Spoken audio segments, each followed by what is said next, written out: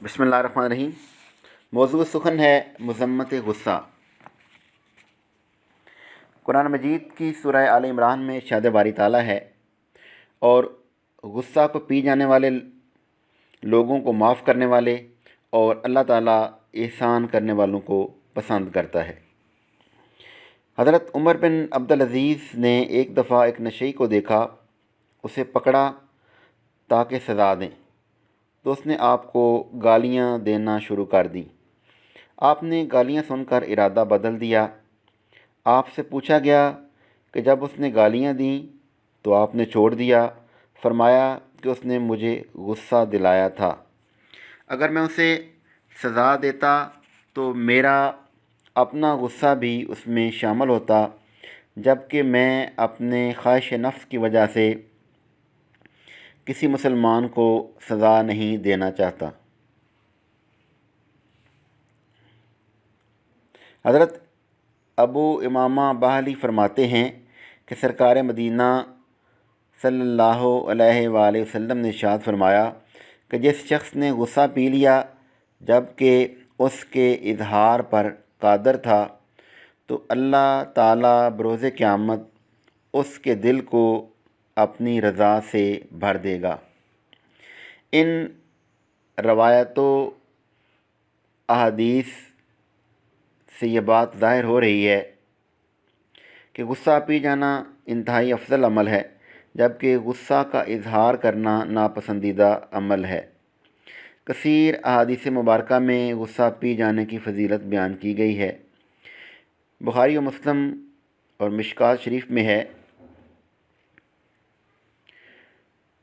حضرت ابو ہریرہ رضی اللہ تعالیٰ عنہ روایت کرتے ہیں کہ ایک شخص نے حضور صلی اللہ علیہ وسلم سے عرض کیا کہ مجھے وصیت فرمائیں۔ حضور صلی اللہ علیہ وسلم نے فرمایا کہ غصہ مت کرو۔ پھر اس شخص نے کئی بار یہ سوال کیا تو حضور صلی اللہ علیہ وسلم نے یہی فرمایا، غصہ مت کرو۔ حضرت ابو ہریرہ رضی اللہ تعالیٰ عنہ سے روایت ہے کہ رسول پاک صلی اللہ علیہ وسلم نے فرمایا کہ پہلوان وہ نہیں جو دوسرے کو پچھاڑ دے، بلکہ پہلوان وہ ہے جو غصے کے وقت اپنے اوپر قابو رکھے۔ حضرت بہز بن حکیم روایت کرتے ہیں کہ رسول اکرم صلی اللہ علیہ وسلم نے فرمایا کہ غصہ ایمان کو بگاڑ دیتا ہے۔ حضرت لقمان حکیم فرماتے ہیں کہ اے میرے بیٹے، 3 شخصوں کی پہچان 3 اوقات میں ہوتی ہے، بحوالہ تنبیہ الغافلین۔ نمبر 1، حوصلے والے کی غصہ کے وقت۔ نمبر 2، بہادر کی جنگ کے وقت۔ نمبر 3، بھائی کی ضرورت کے وقت۔ ایک تابعی کی ایک شخص نے سامنے تعریف کی، وہ فرمانے لگے، اے بندہ خدا، تو میری تعریف کیوں کرتا ہے؟ کیا تجھے کبھی تجربہ ہوا کہ غصہ میں تو نے مجھے حوصلہ والا پایا؟ کہنے لگا، نہیں۔ فرمایا کہ کبھی مجھے سفر میں حسن اخلاق کا مظاہرہ کرتے ہوئے دیکھا؟ کہا کہ نہیں۔ فرمایا کہ تو نے مجھے امانت داری کرتے ہوئے پایا؟ کہا کہ نہیں۔ فرمایا کہ آئندہ خیال رکھنا، اللہ تجھے امان میں رکھے جب تک ان 3 چیزوں سے کسی کو پرکھ نہ لو، بحوالہ تنبیہ الغافلین۔ حضرت ابو ہریرہ رضی اللہ تعالیٰ عنہ فرماتے ہیں کہ ایک شخص نے حضرت ابو بکر صدیق رضی اللہ تعالیٰ عنہ کو سرکار دو عالم صلی اللہ علیہ وسلم کی موجودگی میں برا بھلا کہا۔ آپ خاموش تھے۔ پھر جب وہ آدمی خاموش ہوا تو صدیق اکبر رضی اللہ تعالیٰ عنہ اسے جواب دینے لگے۔ اس پر سرکار مدینہ اٹھ کر چلے گئے۔ صدیق اکبر بھی رسول اکرم صلی اللہ علیہ وسلم کے پیچھے چلے گئے۔ عرض کی کہ آقا صلی اللہ علیہ وسلم، اس نے مجھے گالیاں دیں تو آپ خاموش تھے، جب میں نے اسے جواب دیا تو آپ چل پڑے۔ اس پر سرکار مدینہ نے ارشاد فرمایا کہ جب تک تو خاموش تھا، یعنی غصہ پر قابو تھا، تو ایک فرشتہ تیری طرف سے جواب دے رہا تھا۔ جب تو نے جواب دینا شروع کیا تو وہ فرشتہ چلا گیا اور شیطان آ گیا، تو میں نے شیطان کی مجلس میں بیٹھنا پسند نہیں فرمایا۔